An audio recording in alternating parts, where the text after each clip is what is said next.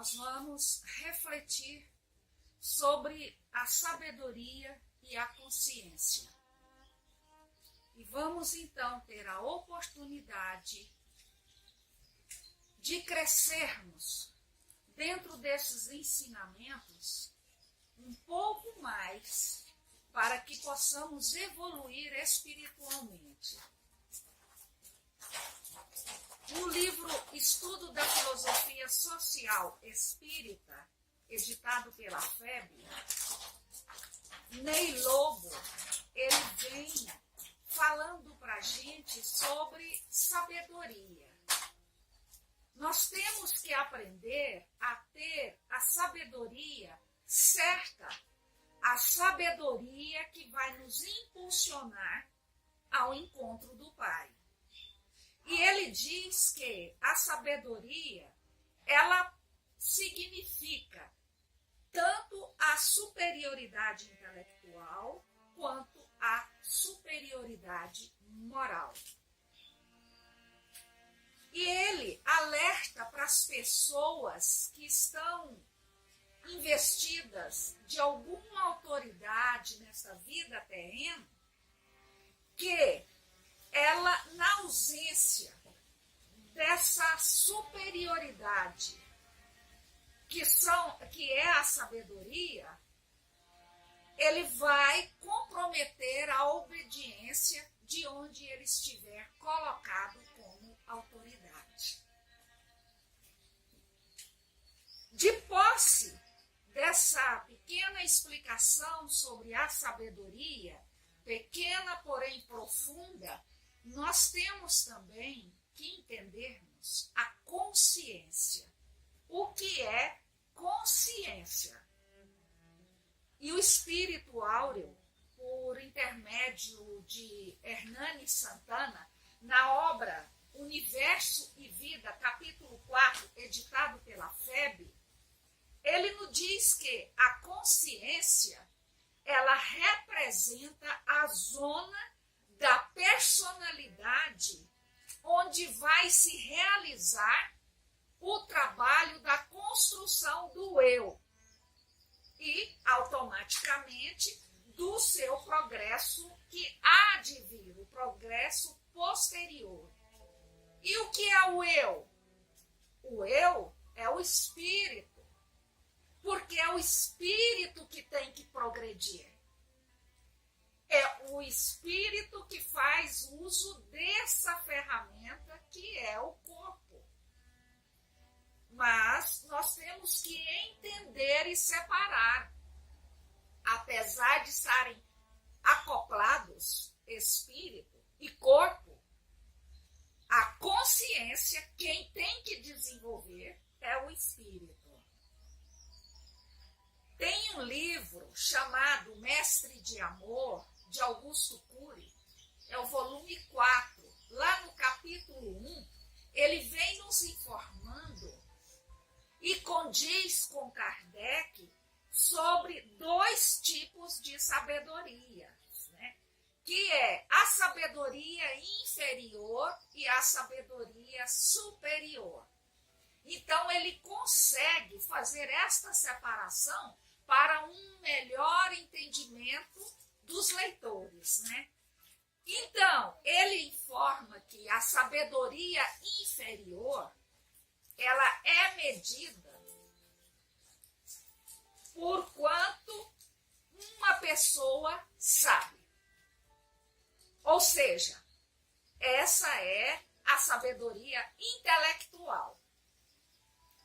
E a sabedoria superior, ela é medida pela consciência que a pessoa tem de que ela ainda não sabe. Essa é a sabedoria intelectual e a moral, que é a que nós temos que ter. São as duas asas pronunciadas nas obras básicas do Espiritismo, né? E ele vem dizendo mais ainda que os verdadeiros sábios, quais são eles? São aqueles que são mais convictos da sua ignorância. Por quê? Porque a sabedoria, ela é infinita. A sabedoria, quando aprendemos sobre um tema, seja da vida, seja nos livros, nós vamos ver que ao determos aquele conhecimento, automaticamente vai abrir portas para mais temas que não conhecemos. E então, nós vamos ter que correr atrás daqueles temas que abriram. E isso, então, é infinito. De repente, no caminhar do aprendizado, vamos descobrir, como diz aquele grande filósofo, só sei que nada sei, porque ela é infinita. Já as pessoas que detêm a sabedoria inferior são aquelas pessoas que se acham autossuficientes. Não, eu me especializei nisso, eu sei. Então a pessoa passa a acreditar que ela sabe de tudo. Eu estudei com afinco isso, então eu sei, eu tenho domínio nesse assunto. E isso não é sabedoria superior. Isso tem outro nome. Isso chama arrogância. E a arrogância, ela é uma afronta para a lucidez de pensamento e também para a inteligência.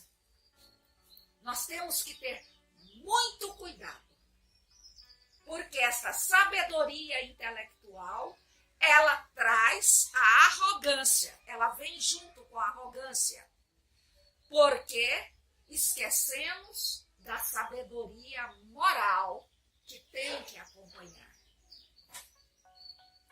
Segundo Cury, a sabedoria superior, esse sábio, ele tolera.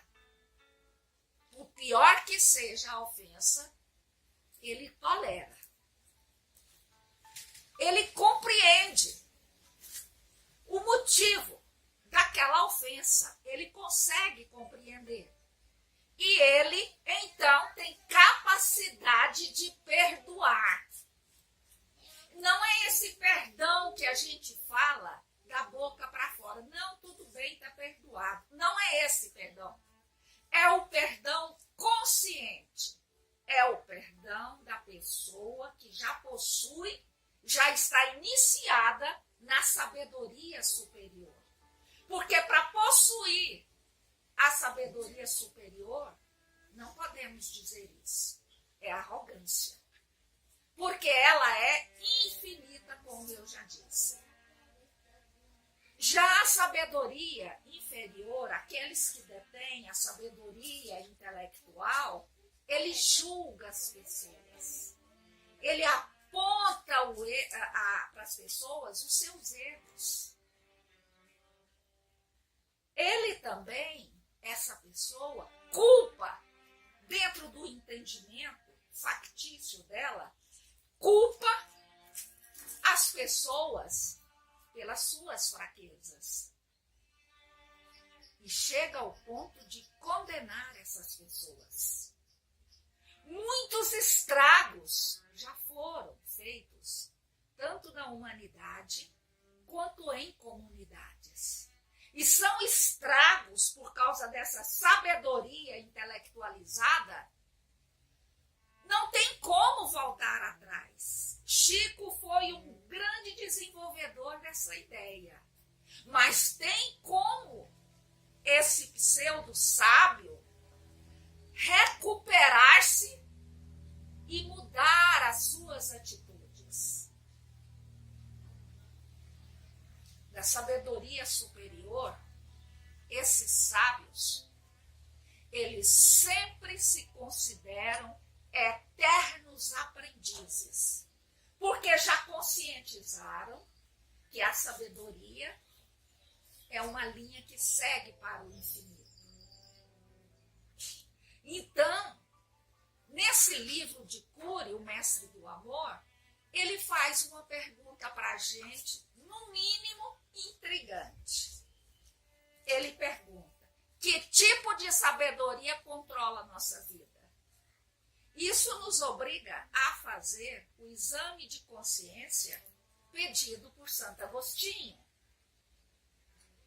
Nós temos que fazer o autoenfrentamento. E o autoenfrentamento dói. Porque tendemos a mentir para nós mesmos através de justificativa. Eu fiz isso por causa disso e disso. Não. Nós fizemos o mal, o erro, porque todo erro é um mal, por causa da nossa índole, que são terríveis dentro de dois sentimentos, o orgulho e o egoísmo, que trazem como filhos todas as nossas fraquezas. E aí dentro nós temos que ter muito cuidado com a vaidade e o autoritarismo.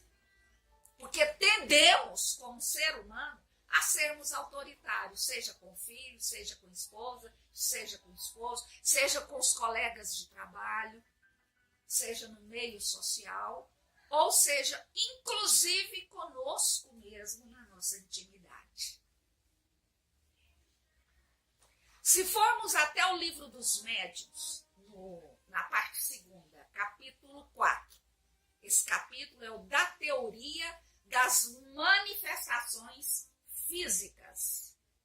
Lá no item 74, eu trouxe a resposta da pergunta 25. Os codificadores falam: desvendando-lhe incessantemente novos mistérios, Deus adverte o homem de que deve desconfiar de suas próprias luzes. Por quê? Dia virá em que a ciência do mais sábio será confundida. O que os codificadores querem dizer com esta frase? Que Deus, a energia suprema, a energia criadora, está sempre criando. E ao criar, ele está desvendando mistérios para nós. Porque para nós o mistério existe, não temos capacidade ainda de entendermos a vontade integral de Deus. Então, vem essa advertência: cuidado, homem, desconfie de suas próprias luzes, porque jamais nossas luzes conseguirão alcançar as de Deus. Nunca. Porque, e ele ainda finaliza, né? Dia virá em que a ciência dos mais sábios serão confundidas. Nós podemos ver isso no meio da ciência terrena.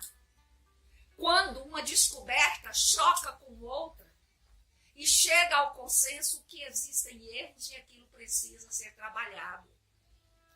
Ou a ciência descobre um ponto dentro de vários pontos, mas abre portas para que possam ser seguidos os outros pontos. Então, é isso que ele vem dizendo sobre a ciência do mais sábio ser confundida. Ora, se ele continua criando, cria eternamente, se a sabedoria ela é infinita, não temos como botar um ponto na história, na ciência, porque ela também é progressiva. Ela vai ao infinito, porque ciências é sabedoria.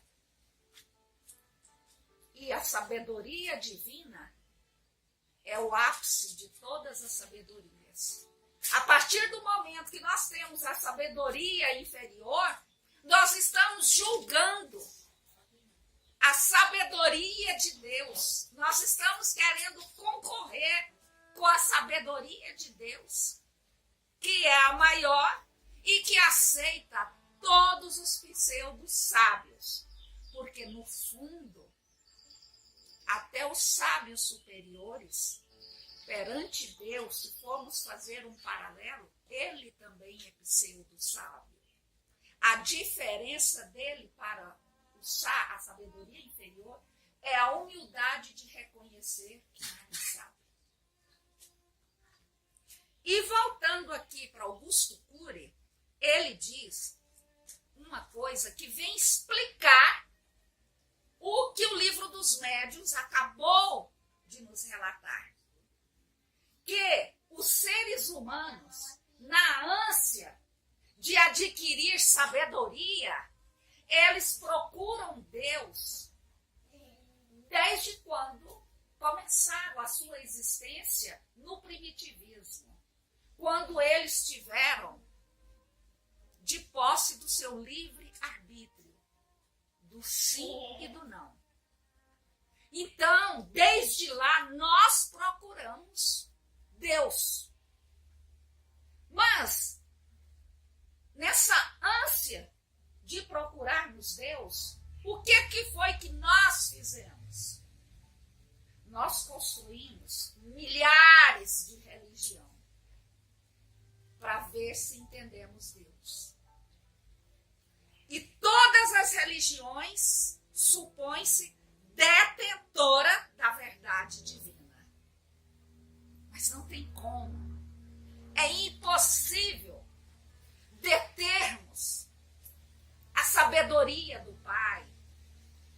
Porque Ele é que cria, Ele é que é o eterno.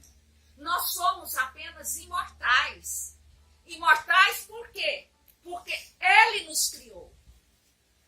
Mas tudo que Deus cria jamais vai morrer, jamais perece. Por isso é que somos imortais. Nossos espíritos não morrem. Então, nós também escrevemos, e escreve-se até hoje, milhões de livros sobre Deus. Repare, cada linha de pensamento desses autores diversos, eles escrevem dentro dessa linha de pensamento que é Deus, dentro da verdade dele. Mas ele ainda é um mistério. Deus, até hoje, e para muito ainda, até nós aprendermos a plenitude de Deus, ele vai ser um mistério. Nós temos que aprender a aceitar Deus como a força suprema. Mas nós queremos adquirir sabedoria para sermos admirados como Deus é admirado. Porque Deus não é amado, ele é admirado. Deus, amor, para a gente amar, nós temos que aprender a ser amor. Porque Deus é amor. E então, dentro da sua misericórdia divina, o que fez essa energia criadora? Ela, para nos ajudar a resolver essas nossas dúvidas que nós temos sobre ele, o que ele fez? Ele enviou aqui na Terra Jesus. Mas Jesus, que sempre diz, está lá em João, capítulo 14, versículo 6. Eu sou o caminho, a verdade e a vida. Ninguém vem ao Pai a não ser por mim.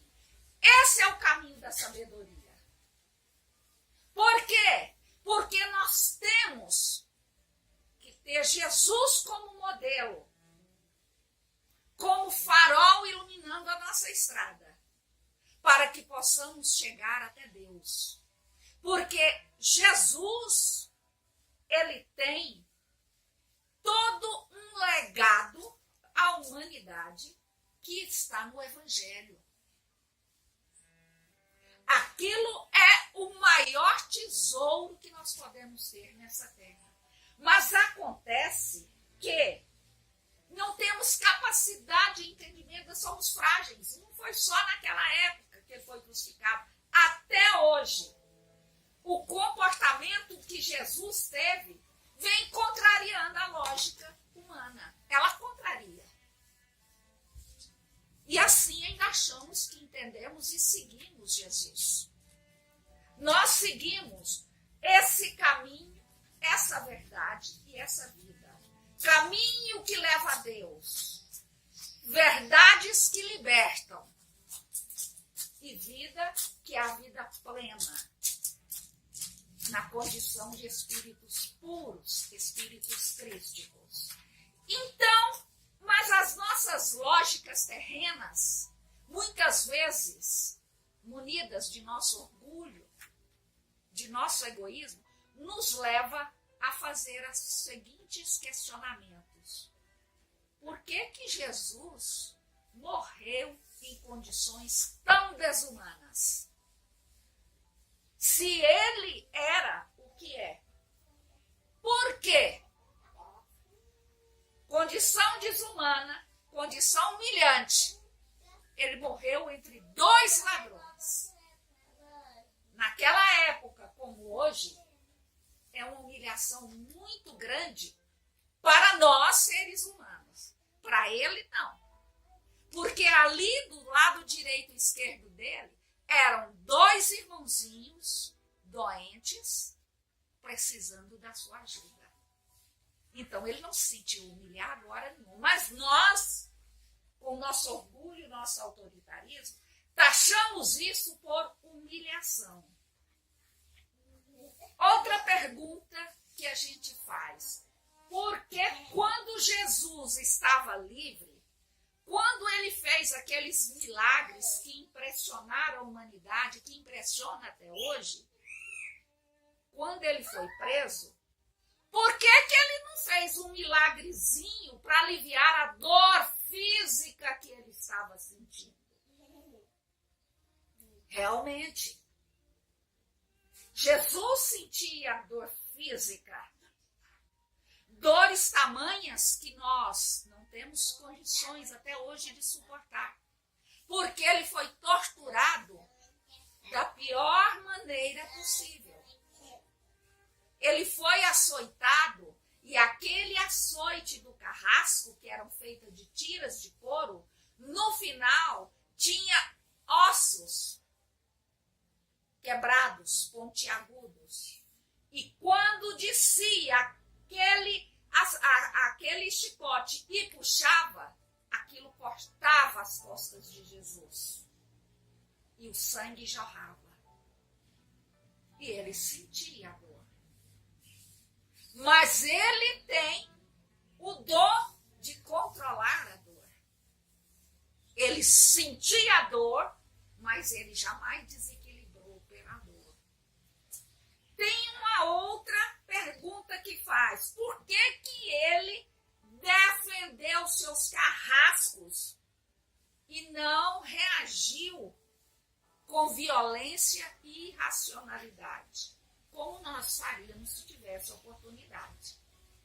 Se fosse nós no lugar de Jesus, ao sermos torturados por aquele açoite, na primeira oportunidade que tivéssemos, nós queríamos arrancar e acabar com aquele sofrimento. Jesus nada fez. Mas nós, por causa da nossa pseudo-sabedoria, mesclada com orgulho e com egoísmo, nos incita a reagirmos. Ora, nós reagimos com a menor ofensa. Deixa uma pessoa colocar um copo sujo ou derramar o seu café na sua mesa de trabalho. Imediatamente, nós mudamos. Nós podemos falar, fulano, olha aqui. Nossa, eu não vi, desculpa. Não, tudo bem, tem nada não, eu limpo. Isso por fora. mas por dentro tem um vulcão. Esses somos nós, pseudo-sábios. E Jesus, ele não fez isso, ele não reagiu, porque nós, dentro da nossa consciência ainda necessitada de trabalho, nós ainda optamos por violência e por irracionalidade. Por isso que nós vemos autores dizendo, jamais teste o limite de um ser humano, porque ninguém sabe qual é o seu limite. Por quê? Porque ainda estamos presos ao primitivismo. Ainda não conseguimos libertar. Aquele momento de rompante não é o momento de um homem civilizado. É o primitivismo nosso falando mais alto. E por que foi que ele defendeu os carrascos naquele momento crucial da cruz? Foi uma de suas últimas palavras. Ele olhou para o céu e falou, Pai, perdoai-os, pois eles não sabem o que faz. Ele reconheceu que ainda éramos ingênuos, ignorantes, como criança quando faz uma arte muito feia. Ela faz, mas ela não tem consciência de quão profunda dentro do negativismo é aquela arte que fez. E assim, Jesus nos enxergou. Porque Jesus precisava mostrar para nós que, apesar de tudo, ele nos amava profundamente. Ele aceitou a crucificação para nos mostrar que existe vida após morte. Porque se ele fizesse alguma coisa, jamais, se hoje nós temos dificuldade de conviver com esse parêntese, essa junção de vida espiritual e vida terrena, conhecida como morte, imagina se ele não tivesse aceitado a cruz. Portanto, isso nos leva a uma conclusão. Ainda sabemos muito pouco sobre nós. Quem somos? Podemos fazer essa pergunta quantas vezes quisermos. Não chegaremos a um consenso. Como é que nós produzimos pensamentos e construímos a nossa consciência? Como? Nós pensamos dia e noite, não paramos de pensar. Como é que nós produzimos esses pensamentos? E como é que a gente constrói uma consciência? Ainda não temos capacidade real desse entendimento. Será que a gente conseguiu perceber que cada um de nós é um ser único? Sim, sabemos. E temos prova disso, impressão digital. Somos um ser único. Então, no planeta Terra tem bilhões de seres únicos. Mas isso é um olhar terreno. Porque o olhar espiritual, nós temos que ter consciência de que somos seres únicos. E por sermos seres únicos, temos responsabilidades a cumprir conosco e com o coletivo.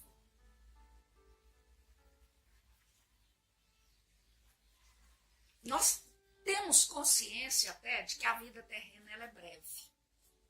Ela dura em média, hoje, 70 anos, tendendo a subir segundo a ciência terrena. Então, o que são 70 anos? Se perguntar para um jovem é muito. Mas pergunta para um cinquentão, sessentão. É pouco. É muito breve a vida da gente. E a gente só começamos a tomar consciência quando estamos já envelhecendo o nosso corpo físico. E por quê? Pelo medo da perda do corpo físico. Porque é o corpo físico que está envelhecendo. O espírito, ele não envelhece. ele adquire sabedoria e consciência. Essa é a diferença. E nós precisamos ter consciência que nós vivemos num pequeno parêntese do tempo. Porque o tempo, ele é o senhor da razão. Não é assim que dizem os sábios? Dentro desse tempo, faça um recorte. Porque no tempo está inserido tudo. Você também está ali. Então faça um recorte de você. E você vai ver o quanto esse tempo é pequeno. Então a gente pergunta, cadê os políticos? Eles estão no Congresso. Cadê os professores? Eles estão na sala de aula. Cadê os médicos? Eles estão nos consultórios. Cadê as mães? Elas estão com seus filhos. E os trabalhadores? Eles estão nas empresas. Percebem? Isso aí parece muito comum. Então tá tudo normal. Cada um tem que estar onde precisa estar. Mas surge a pergunta: é para isso que nós viemos até esse planeta Terra? Para vivermos integralmente somente a parte terrena? Porque essa brevidade que nós conhecemos, ela está inserida aqui, nas nossas profissões, nos nossos ganhos, nos nossos bens que adquirimos. Muitos de nós ainda não se dão conta de que a vida terrena, essa que estamos vivendo, a vida terrena e os acontecimentos, para cada um de nós, os acontecimentos coletivos, como os que estamos vivenciando hoje. Já temos consciência que é uma fagulha no tempo. O que é uma fagulha? Acende uma fogueira, aquela luzinha que subir é uma fagulha. E veja a rapidez com que ela se apaga. Assim é a vida terrena. Ela é uma fagulha que ela cintila e apaga. O que é esse cintilar? É o sucesso que cada um consegue alcançar quando alcança. E depois ele se apaga. Acabou, acabou. Somos o quê? Nossas ações. Qual o legado que nós deixamos para a humanidade? Nossas ações boas e nossas ações más. Esse é o legado. As pessoas sempre vão falar: fulano nos ensinou isso, isso. Mas ele era assim e assim. Sempre vai ter o contrapeso. E nós temos que ter consciência que nessa faixa de tempo basta apenas 2 minutos, 2 pontos que você puxa se encontrar da sua própria vida. A infância e a velhice. Puf, acabou a sua vida terrena. Não tem para onde a gente caminhar. Somos o quê? Páginas viradas na história terrena da humanidade. Muitas vezes páginas sequer lidas pela posterioridade. Qual a conclusão que a gente pode tirar então disso tudo aqui? Que nós temos consciência da brevidade, mas da vida terrena, das coisas terrenas que nós vamos perder. Mas é essa a consciência real que temos que ter? Não! Nós temos que ter a consciência de que a nossa estadia no planeta Terra é rápido.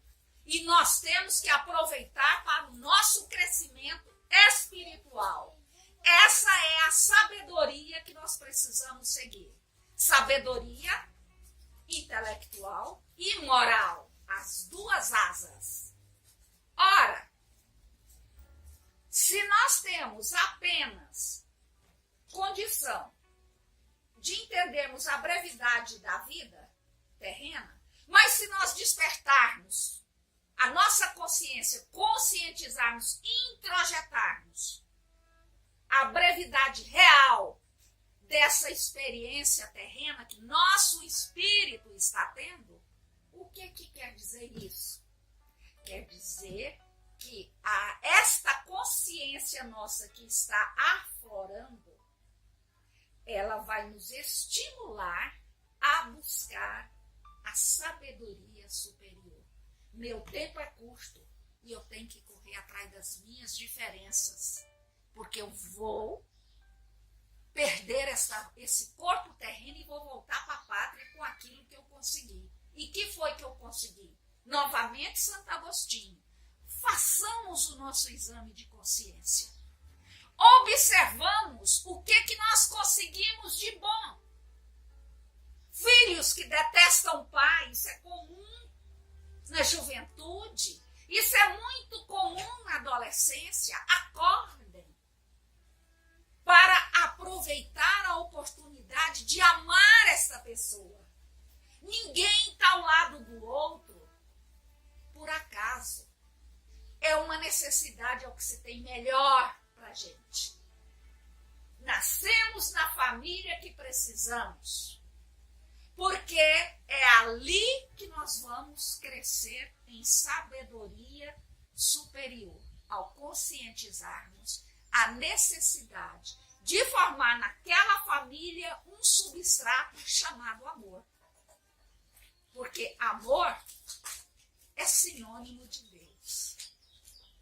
Então, que nós possamos ter consciência, que nós possamos ter para nos trazer sabedoria superior, para crescermos espiritualmente e chegarmos até o Pai que está sempre em nós.